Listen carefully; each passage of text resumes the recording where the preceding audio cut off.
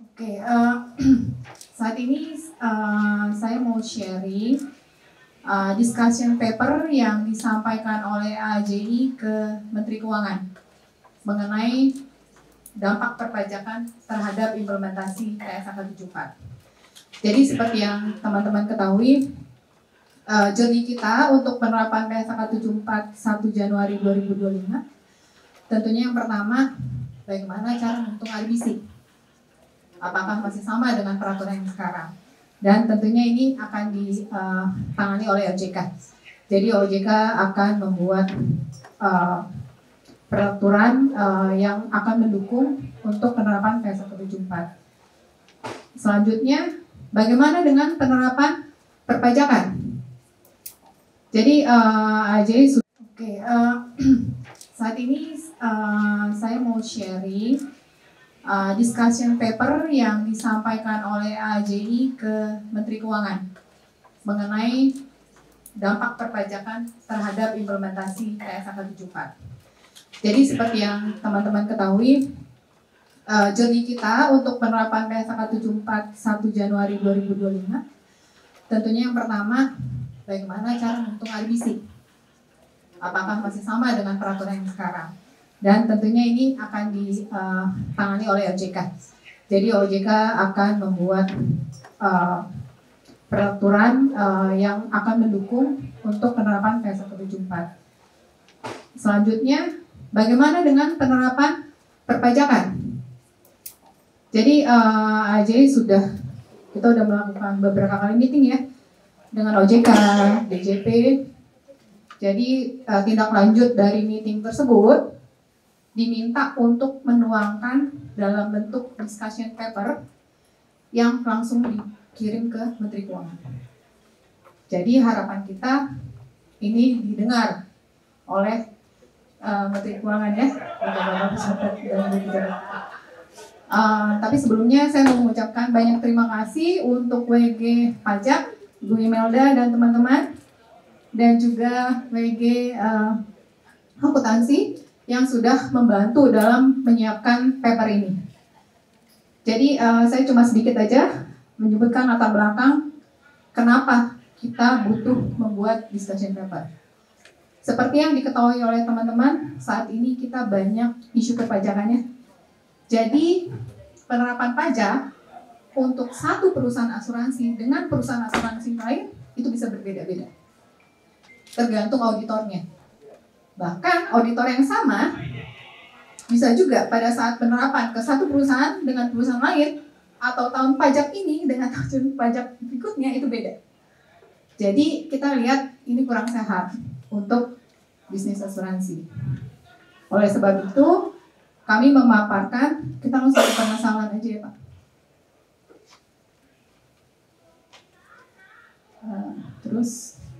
Nah ini kami sampaikan beberapa permasalahan yang kita hadapi saat ini. Apakah nanti dengan penerapan PSAK 74 itu masih ada atau tidak gitu ya. Jadi untuk pertama kita menyebutkan mengenai pendapatan premi. Ini jelas bahwa pendapatan premi termasuk cost of riders ya, cost of insurance itu terkena pajak. Dan saat ini tidak ada masalah. Selanjutnya, untuk pendapatan investasi. Saat ini jelas bahwa pendapatan investasi kita untuk yang dalam negeri itu dikenakan pajak final. Ya. Sedangkan untuk yang kita invest di luar negeri itu pajaknya dikenakan pajak korporat. Karena kan belum dipotong ya oleh pihak manapun. Selanjutnya, pendapatan lainnya juga kayak rebate, ASOPI sebenarnya lebih ke PPN ya. Jadi di dalam perhitungan corporate income tax itu tidak ada masalah. Itu diakui sebagai income. Selanjutnya, nah ini yang paling banyak masalah yang kita ketemukan. Itu biaya cadangan dan biaya klaim. Teman-teman mungkin familiar ya dengan SE97. Ya, di mana untuk perusahaan yang memiliki produk unit link cadangannya dilakukan koreksi oleh kantor pajak. Padahal ada PMK 81 di mana yang mengatur mengenai cadangan premi. Di mana disebutkan ya di PMK 81 bahwa cadangan premi yang disahkan oleh OJK, dulu juga Bapak Pamelka, itu bisa diakui sebagai pengurang dalam perhitungan corporate income tax. Tapi di lapangan penerapannya beda-beda. Jadi ada perusahaan yang untuk unit linknya itu, karena ini kan berkaitan dengan investasi kita yang pajaknya final ya. Jadi ini kenapa ini terjadi gitu ya. Jadi dulu tuh ada anomali. Ada anomali di mana pada saat marketnya bullish, bagus gitu ya, perusahaan asuransi itu rugi. Tapi kondisinya berbalik. Kalau market jelek gitu ya, kok secara pajak malah untung. Sehingga itu yang men-trigger orang pajak berpikir, kenapa kok seperti ini gitu ya. Akhirnya begitu dilihat-lihat, oh ini karena unit link. Jadi memang investasi itu karena pajaknya final, pada saat perhitungan corporate tax itu kan dikeluarkan sebagai income pada saat perhitungan, jadi dikoreksi. Sehingga di situ yang dimana terdapat ketidakkonsistenan ya. Jadi prakteknya ada perusahaan yang cuman porsi hasil investasinya aja itu di-adjust, dikoreksi di cadangan premi. Tapi ada juga orang pajak yang menerapkan semuanya dikoreksi, gitu. Jadi itu isu besar dan jumlahnya nggak kecil. Seperti yang kita tahu ya, cadangan premi itu jumlahnya sangat signifikan di laporan laba kita, gitu. Selanjutnya, ini masih berhubungan sama cadangan dan biaya klaim. Jadi ada satu periode, kalau nggak salah tahun 2018 tax audit, itu ada beberapa perusahaan yang di KPP Jakarta Selatan, mungkin teman-teman di sini ada yang mengalami ya, biaya klaimnya tuh dikoreksi sama orang pajak, itu non deductible. Dan kita tahu itu core bisnisnya kita ya, kita terima premi harus bayar klaim gitu kan, tapi itu dikoreksi dan itu pajaknya besar sekali. Kenapa mereka melakukan itu? Karena ada statement bahwa di PMK 81 ini benar-benar nih orang pajak bacanya cuma tax gitu aja, letter tax. Jadi dibilang pembayaran klaim dikurangkan dari cadangan premi. Jadi mereka menganggap ya mesti nggak ada biaya klaim dong ya, perusahaan asuransi mestinya langsung dibuang ke cadangan premi. Kalian tuh double, pengakuannya double gitu loh, 2 kali. Udah bikin cadangan, ada biaya klaim lagi gitu. Karena ya mereka kurang mengerti flow asuransi jiwa. Akhirnya dengan perjuangan, akhirnya keluar nih S08. Jadi memang dari sisi presentasinya aja yang agak berbeda pada saat kita pelaporan corporate income tax. Biaya klaim langsung dikurangkan ke cadangan, tapi cadangannya akan naik untuk mengimbangi. Bottom line, 0, sama. Nah, harapan kita pada saat PSAK 74 ini udah nggak ada, isu ini nggak ada. Karena apa? Unit link itu sebagian yang allocated itu akan masuk kontrak investment kontrak. Harusnya udah nggak flow ke P&L kita lagi kan? Harapan kita isu ini hilang, gitu. Dan mengenai S08 juga harapan kita juga nggak ada, gitu kan? Karena nanti di laporan PSAK 74 kan lebih expected claim, claim expense-nya sendiri, nanti kan mungkin udah cuma gain or loss-nya aja yang kelihatan gitu. Ya ini yang kita sampaikan ke Menkyu. Selanjutnya mengenai biaya operasional.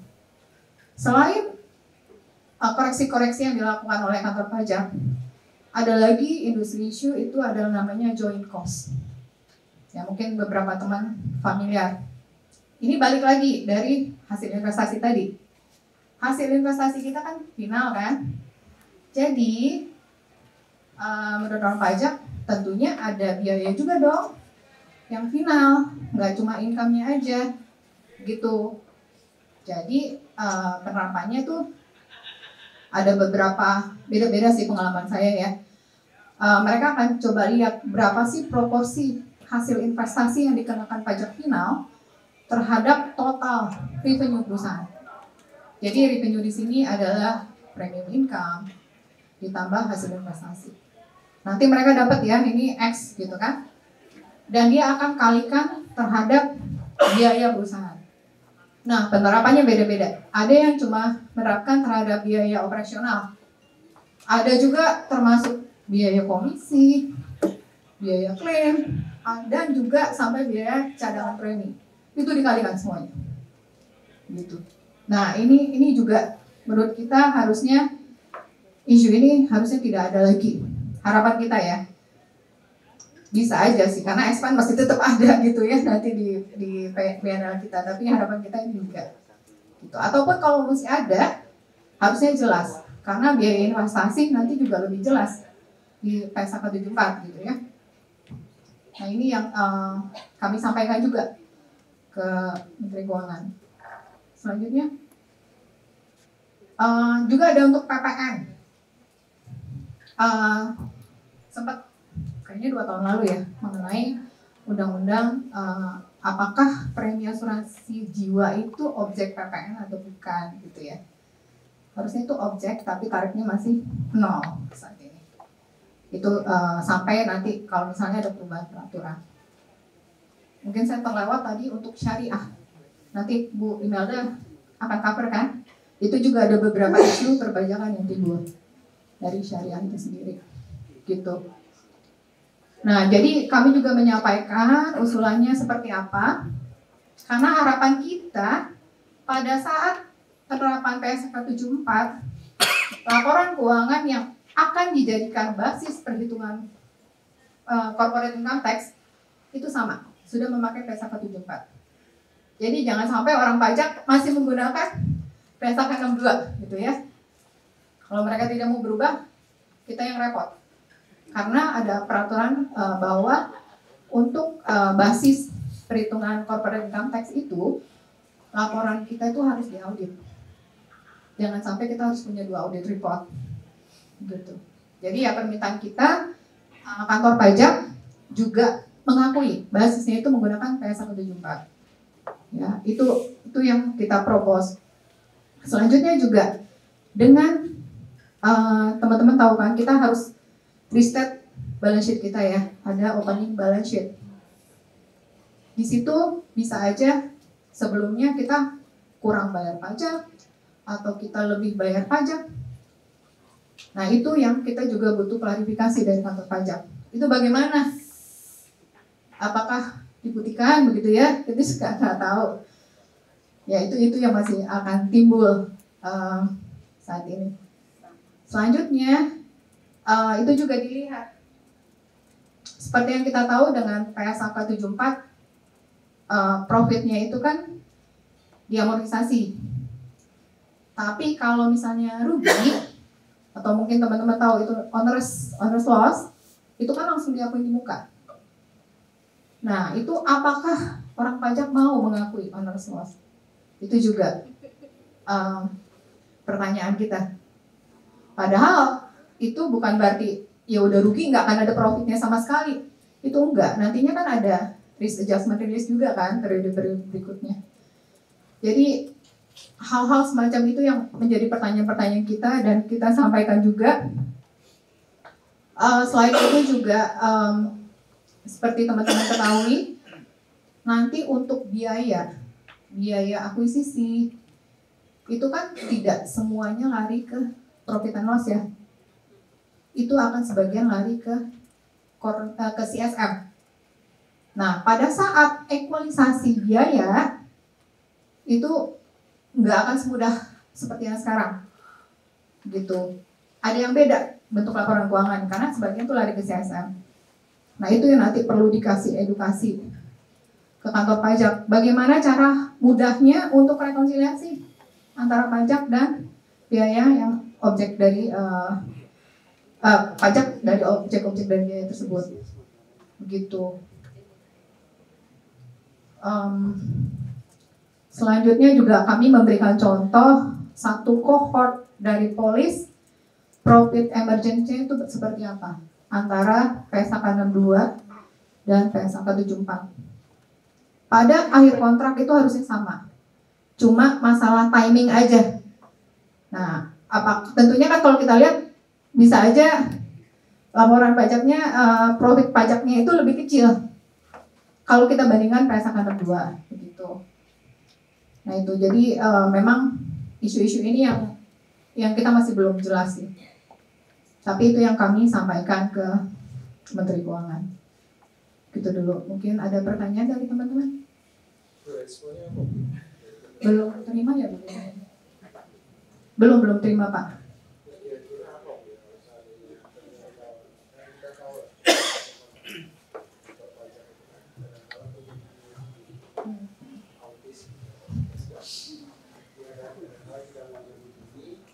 Tapi nyatanya mereka tetap aja nggak sesuai dengan ekspektasi kita. Kalau akhirnya terjadi seperti itu, apa yang kelihatannya kita mau lakukan bersama-sama dari asosiasi? Karena tentunya kalau dari perpajakannya tetap kekeh sumekeh gitu ya, menggunakan PSAK 62, dia ignoring 74 karena satu dan lain hal, karena merasa bahwa saya belum paham, wah ini membuat income saya, pendapatan pajak turun gitu kan. Ya itu kan macam-macam reasonnya. Nah kalau kemudian mereka pokoknya kan kadang-kadang gitu, pokoknya saya sih nggak mau tahu, Anda tetap harus pakai 62 gitu kan. Nah itu kan akibatnya kan buat kita kan jadi problem. Kita apa harus tentunya? maintain ya Pak ya. Kenapa Bu? Ya kita harus maintain ledger yang lama gitu ya. Betul sekali. Iya. Apa yang kelihatannya mau kita? Kemarin sih kita minta kalau misalkan belum ada klarifikasi sampai saat penerapan, kita minta kalau bisa jangan diaudit. Begitu. Tapi ya kita nggak tahu ya. Ini mungkin makanya kita akan harus harus minta meeting terus-menerus dengan mereka sih. Jadi makanya kita suratin ke Menq Pak, nggak ke DJP. Karena DJP kan dia akan bilang dia sebagai eksekutor kan. Kalau misalnya peraturannya ada ya dia akan mengikuti peraturan. BKF sama Menq langsung Menteri Keuangan gitu. Jadi udah langsung yang ke atasnya aja lah. Ya. Jadi itu yang kita udah lakukan sih Pak. Nanti mungkin bulan depan kita udah Uber ya Bu ya. Ini udah tinggal seminggu suratnya. Ya. Karena kita baru kirim Juni seminggu lalu ya. Ya itu. Ada lagi kira-kira pertanyaan? Kayaknya udah nggak ada ya. Cukup jelas ya teman-teman. Ini isu yang kita hadapi sama-sama. Nanti kalau misalkan ada update, kami akan sharing gitu. Terima kasih.